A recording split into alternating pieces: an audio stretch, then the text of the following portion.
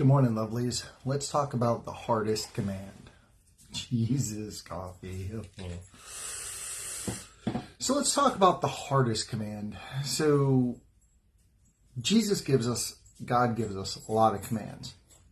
The 10 Commandments, He gives us the most important command, which is to love Him with all of our heart, mind, soul, and strength, and love others as ourselves.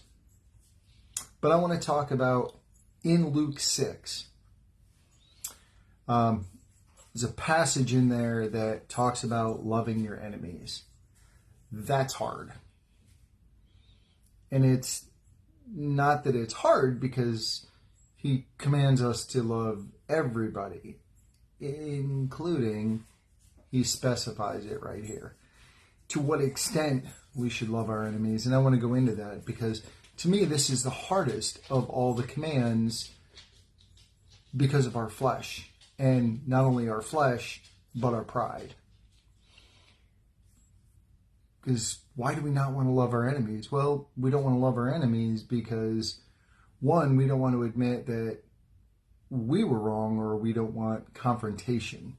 So typically that might require confrontation, or might lead to confrontation, and we don't want that. So let's go into the passage.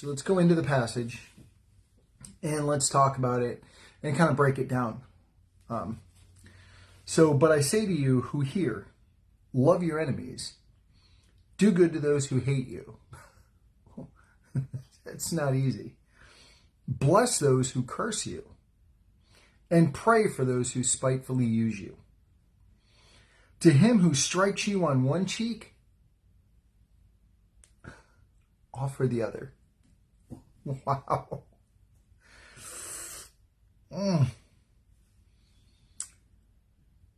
And from him who takes away your cloak, do not withhold your tunic.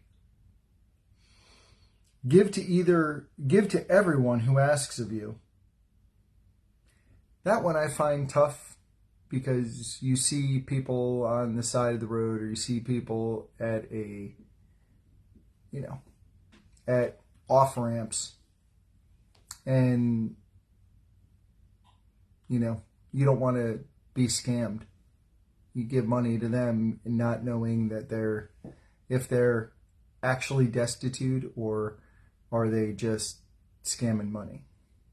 Leah actually has a really cool story, not cool, but a example of how she gave to somebody, and they turned around and pulled off the shabby clothes they were wearing and went and climbed into a Porsche. So, again, examples as to why we might not do that. But Jesus tells us to do it to everyone, right? Give to everyone who asks of you. And from him who takes away your goods, do not ask them back. Wow. So if somebody comes and steals something for you, don't ask for it back. And just as you want men to do to you, you also do to them likewise. So, tough commands. I mean, there's a lot in there that we're like, really? Like, in the world we live in? Like, but yeah. It's hard. I find this the most challenging command that He gives us. So verse 32 goes on to say, but if you love those who love you, what credit is it to you? Because it's easy to love people who love you. For even sinners love those who love them. And if you do good to those who do good to you, what credit is that to you? Right? I mean, they're doing good to you, you're doing good to them. What credit is it to you? You're not really doing anything. You're not stepping outside your comfort zone.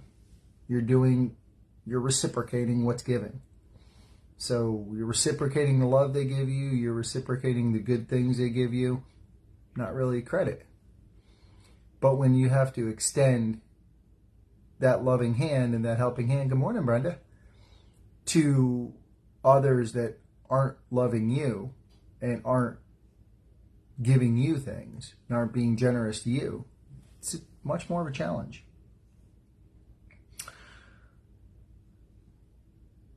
And if you lend to those from whom you hope to receive back, what credit is that to you? So if you love on somebody and you give them something, don't expect it back. Don't do it to expect it back. For even sinners lend to sinners to receive as much back. But love your enemies, do good, and lend, hoping for nothing in return. And reward will be great, and you will be sons of the Most High, for he is kind to the unthankful and evil. Therefore be merciful, just as your Father is merciful. So, tough. I mean, yeah, absolutely. I agree completely, Brenda. Loving your neighbor as yourself can be tough nowadays because there's a lot of people out there that aren't lovable. And that's why I find this command so challenging. Yet, challenging or not, if something's challenging, we dig in instead of shying away from it, don't we? Because what can come of that? First of all, we don't do things for reward.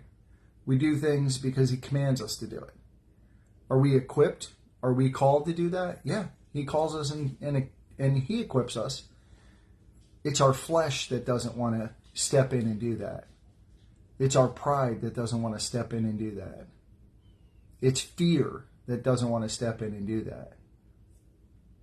Fear, false evidence appearing real. So if you're loving on somebody, love on them. If you feel that nudge to love on them, love on them. Whatever that looks like. Offer them a meal. Offer them some encouragement. Offer them a kind word. Offer them prayer. You know, when I first stepped back into the bowling alley after a hiatus of being an absolute arrogant a-hole, I had to eat a lot of crow and apologize to a lot of people that I was not very nice to. I was just a total jerk to. Was that easy? No, absolutely not. It wasn't. But is it what he called and commanded me to do? Yes. Is there a lot of other people out there that I need to do that to? Yes. Are there a lot of opportunities for me to love on those that aren't very nice to me? And yeah, there's a lot of opportunity out there. There's a lot of opportunity out there for you. And think about it this way, guys. If we love on others, instead of throwing rocks at them, and instead of hurling insults at them, wouldn't the world be a better place? Really? Like, what? What would Jesus do, right? WWJD. He'd love on people. So if you see somebody that looks like they're struggling or asking for money and you have it, give them some. It doesn't have to be, $50, $100. Give them, 10, 5. Is it really 5 you're missing? Is it 5 you're really hurting? But think about, and when you do that, let them know that God loves them. Hey, God wanted you to have this.